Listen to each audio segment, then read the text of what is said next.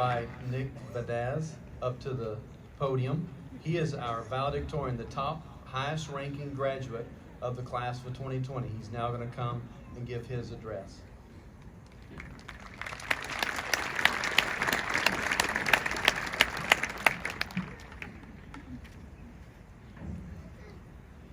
Thank you to all Spring Hill staff, faculty, and administration. I remember 5 years ago, on this very day, I watched my brother graduate as valedictorian alongside his own salutatorian, Robin Kim, a dear friend of his. A year later, I'd end up meeting Robin's sister, and I also watched as she gave her own valedictory address. That left the Kim family with a score of 1 valedictorian, 1 salutatorian. As such, my mom made sure to tell me that the only way our family could win is if I graduated at the top of my class. Well, if there are any members of the Kim family here tonight, I just want to say, we won. I first want to congratulate the Spring Hill class of 2020. I know we are all thinking it, so let me just say, this is actually happening. I mean, our classes are finished, and we are receiving our diplomas in person. It was looking pretty rocky for a few weeks there, I know, but we are finally here. Feel free to pinch yourselves, I know I already did. It is weird to think that as of this ceremony, our time at Spring Hill has officially become a memory. From now on, I won't have to worry about quickly pulling into some parking lot at the band hall, or checking my Skyward every other hour, or begging my teacher to go down to the spill on some quiet Friday. Still, it should be said that a lot of us feel as though our time here was cut short. Indeed, just a couple short months ago, I remember walking out of the high school doors and telling my friend to follow, as I said that it would all be waiting for us when we got back. In one hindsight, that statement may seem false. I still think it holds true in many ways. I've come to understand that high school is much less some 2-story skyscraper in a small East Texas town, and more so an experience that we can all share, look back upon, and cherish. Because I remember how we would go to Whataburger after every away game, regardless of how cold, tired, or soaked we were. I remember the stampede of people that would flood the cafeteria anytime they were serving Speedos. I remember how every day I walked by Ms. Maynard's classroom, I heard the kids say the infamous words, "Wait, we had homework last night?"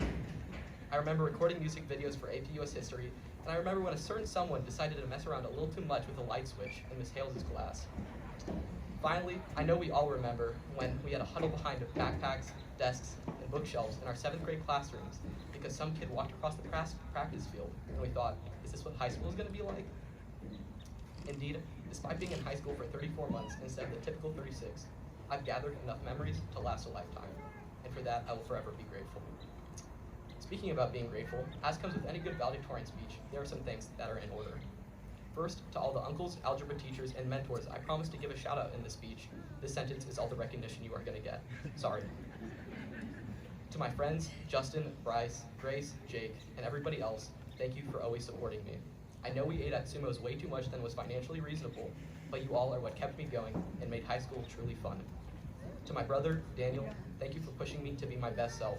Your unconditional and occasionally tough brotherly love is the reason I'm standing here tonight. To my mother, thank you for caring for me. I'm incredibly lucky to have someone who is so understanding, intelligent, and kind-hearted. From waking up at 5 a.m. for math science meets to watching too many band concerts to count, you've always been there, and for that, I can't thank you enough. And finally, thank you to my father. I certainly would not be giving this speech today without you.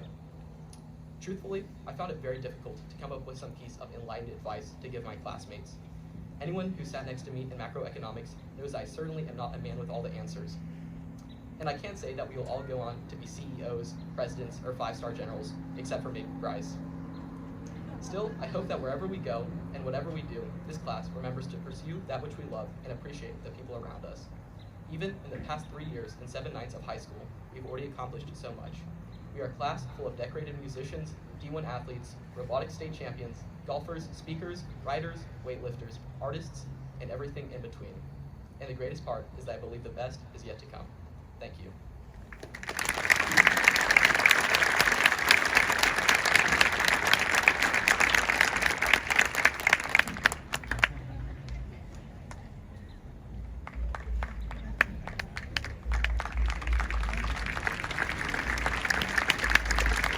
Great job, Nick. Very good job. Well, students, this is the moment you've been waiting on. Dr.